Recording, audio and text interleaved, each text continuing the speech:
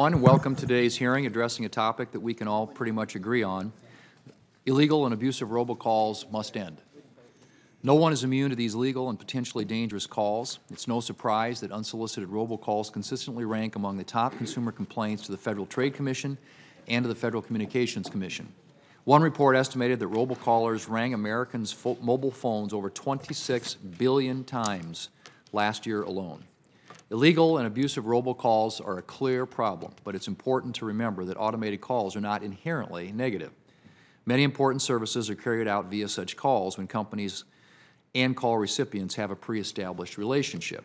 For example, if you're on your way to the airport and your flight is canceled, if there's a fraud alert on your credit card, or if you're being reminded of an upcoming medical appointment, those are calls that are important to consumers. Different rules of the road apply to these types of calls, and they should.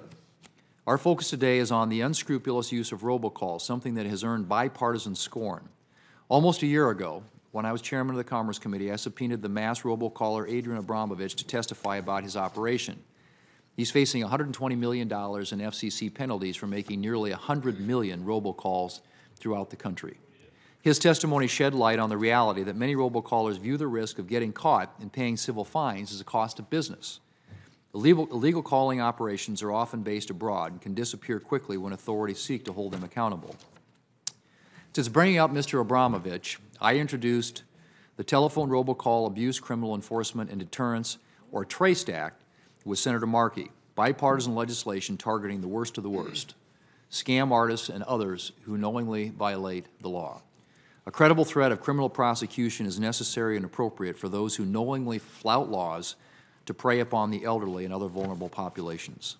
The TRACE Act mandates that federal law enforcement, state attorneys general, and telecommunications experts work together to determine what systems and what potential modifications to our laws will create a credible threat of prosecution and prison for those who intentionally violate the law.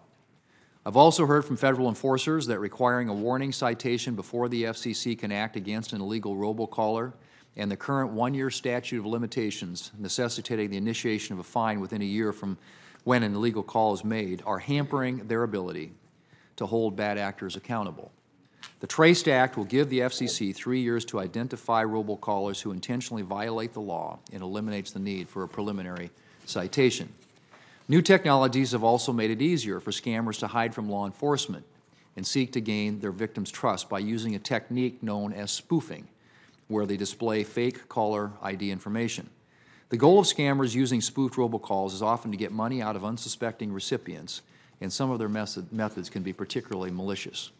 The TRACE Act tackles the frustrating issue of spoofing by requiring the FCC to adopt an industry-developed framework for call authentication. And importantly, the bill makes it easier for carriers to lawfully block calls that aren't properly authenticated. Ultimately, this will help stop such calls from reaching your phone. These improvements may not stop every illegal robocall, but they will go a long way toward making it safe to answer your phone again. That's why I'm pleased that the Commerce Committee unanimously reported the TRACE Act out of committee last week and that it is now moving to the full Senate for consideration. I'm also grateful for Senator Markey for partnering with me on this legislation. I will work to get the TRACE Act to the President's desk as soon as possible.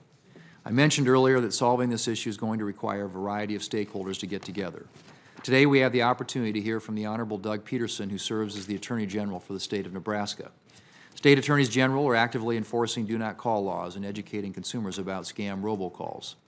Industry has also been working diligently to develop new call authentication technology to provide consumers relief from illegal robocalls.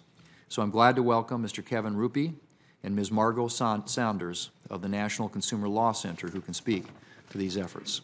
I want to thank you all for being here today, and I'll hand it off now to Senator Schatz for an opening statement.